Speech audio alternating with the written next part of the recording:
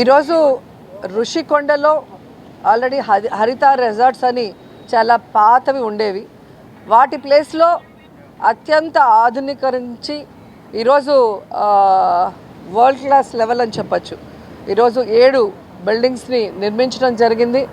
And చాలా శుభదినం. ఈరోజు మంచి టైంలో దాని గృహప్రవేశం కూడా చేయటం జరిగింది.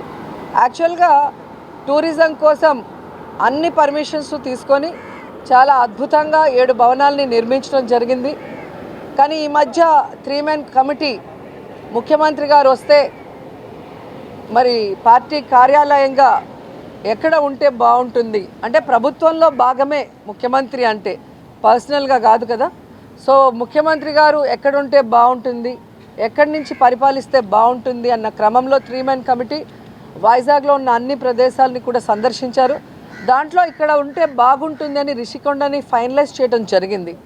సో ఇప్పుడు జగన్మోహన్ రెడ్డి గారు డెసిషన్ తీసుకోవాలి, అక్కడి నుంచి పరిపాలించాలా లేదా వేరే ప్లేస్ నుంచాలి.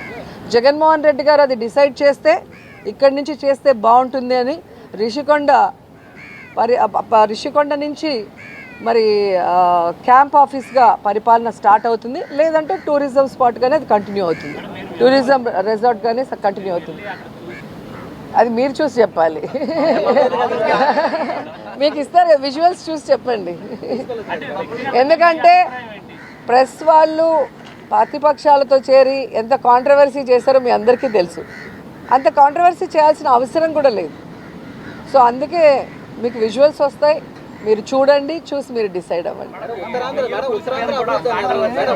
కాంగ్రెస్ వాళ్ళకి ఏంటి మేడం, బండ్ల గణేష్ గారు వ్యాఖ్యలు చేస్తూ ఉన్నారు.